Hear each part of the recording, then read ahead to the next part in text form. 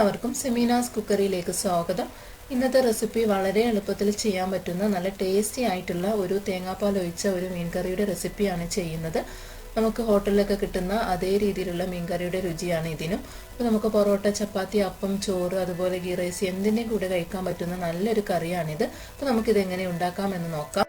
ഒരു കടായിലേക്ക് 2 table spoon വെളിച്ചെണ്ണ ഒഴിച്ചു കൊടുക്കാം. ഇനി വെളിച്ചെണ്ണ നന്നായിട്ട് ചൂടായി വരുന്ന സമയത്ത് ഒരു മീഡിയം സൈസ് സവാള ചെറിയ കഷ്ണങ്ങളാക്കി മുറിച്ചെടുത്തതാണ് അതിലേക്ക് ഇട്ട് കൊടുത്തിട്ട് ഒന്ന് വഴറ്റിയെടുക്കാം. ഇനി സവാള ചെറുതായിട്ടൊന്ന് വഴന്ന് വരുന്ന സമയത്ത് ഇതിലേക്ക് 1 ടേബിൾ സ്പൂൺ ഇഞ്ചി വെളുത്തുള്ളി ചതച്ചതാണ് അതിലേക്ക് ഇട്ട് കൊടുക്കാം. ഇനി ഇതിൻ്റെ പച്ചമണമൊക്കെ ഒന്ന് മാറുന്നത് വരെ ഇതൊന്ന് വഴറ്റിയെടുക്കണം. ഇനി ഇതിലേക്ക് ഒരു 2 പച്ചമുളക് നെടുകെ കീറിയത് ഇട്ട് കൊടുക്കുന്നുണ്ട്. ഇതിലേക്ക് ആവശ്യത്തിനുള്ള കറിവേപ്പിലയും ചേർക്കാം. അപ്പോൾ പച്ചമുളകൊക്കെ നമ്മുടെ എരിവിനനുസരിച്ചിട്ട് ചേർത്ത് കൊടുക്കാം. ഞാനിപ്പോൾ ഇതിലേക്ക് മുളക് പൊടിയും ചേർക്കുന്നുണ്ട്. അപ്പോൾ അത് നോക്കിയിട്ട് ഇപ്പോൾ 2 പച്ചമുളകേ ചേർക്കുന്നുള്ളൂ. അപ്പോൾ നിങ്ങളുടെ എരിവിനനുസരിച്ചിട്ടുള്ള പച്ചമുളക് ചേർത്ത് കൊടുക്കാം. ഇനി ഇതിലേക്ക് ഒരു മീഡിയം സൈസ് തക്കാളി ചെറിയ കഷ്ണങ്ങളാക്കി മുറിച്ചെടുത്തത് ചേർത്ത് കൊടുക്കുന്നുണ്ട്.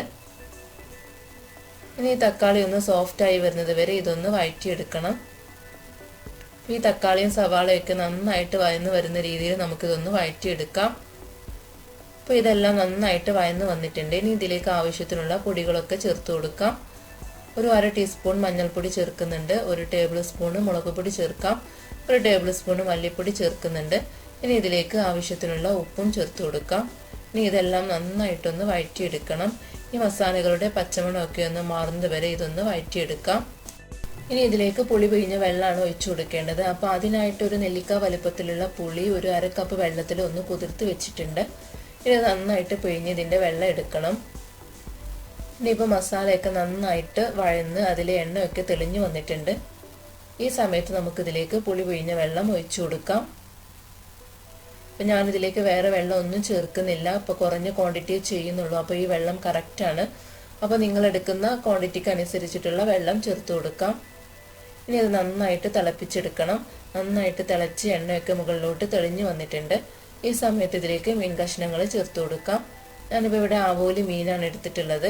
ഇതുപോലെ സ്ലൈസ് ആയിട്ടാണ് കട്ട് ചെയ്തെടുത്തിട്ടുള്ളത്. ഇനി ഈ മീൻ കഷ്ണങ്ങൾ ഓരോന്നായിട്ട് ഇതിലേക്ക് ഇട്ട് കൊടുക്കാം.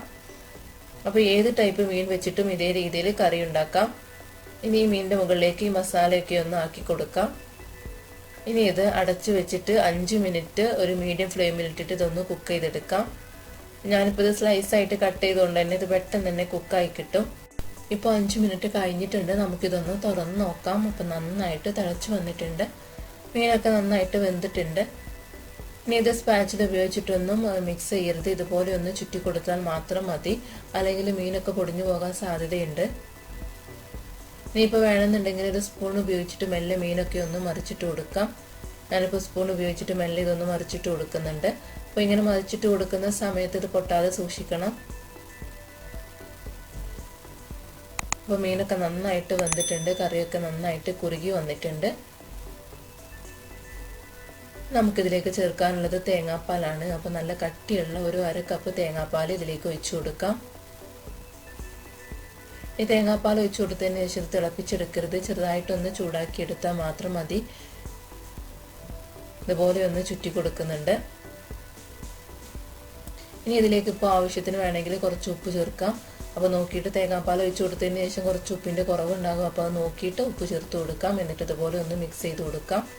ഇനി ഇതിലേക്ക് കുറച്ച് കറിവേപ്പിലയാണ് ചേർക്കുന്നത്. ശേഷം ഒന്ന് അടച്ച് വെച്ചിട്ട് ഒരു 10 മിനിറ്റ് കഴിഞ്ഞതിന് ശേഷം മാത്രമേ സെർവ് ചെയ്യാൻ പാടുള്ളൂ. അപ്പോൾ നമ്മുടെ ടേസ്റ്റി ആയിട്ടുള്ള തേങ്ങാപ്പാൽ ഒഴിച്ചിട്ടുള്ള മീൻകറി ഇവിടെ റെഡി ആയിട്ടുണ്ട്. നമുക്ക് വളരെ എളുപ്പത്തിൽ തന്നെ ഇത് ഉണ്ടാക്കിയെടുക്കാനായിട്ട് പറ്റും. നല്ല ടേസ്റ്റാണ് കഴിക്കാനായിട്ട്. അപ്പോൾ എല്ലാവരും ഇതൊന്ന് ട്രൈ ചെയ്ത് നോക്കുക. നിങ്ങൾക്ക് എന്തായാലും ഇത് ഇഷ്ടപ്പെടും. അപ്പോൾ നിങ്ങൾക്ക് ഈ വീഡിയോ ഇഷ്ടപ്പെട്ടാൽ നമ്മുടെ ചാനലൊന്ന് സബ്സ്ക്രൈബ് ചെയ്യുക. ആ തൊട്ടടുത്തുള്ള ബെല്ലൈക്കൺ എനേബിൾ ചെയ്ത് ഓൾ എന്ന ഓപ്ഷൻ എടുത്താൽ ഞാനിടുന്ന വീഡിയോസിൻ്റെ നോട്ടിഫിക്കേഷൻ നിങ്ങൾക്ക് കിട്ടുന്നതാണ്. അപ്പോൾ വീണ്ടും ഇതുപോലെ ഈസി ആയിട്ട് റെസിപ്പിയുമായിട്ട് ഞാൻ വരുന്നതാണ്. താങ്ക്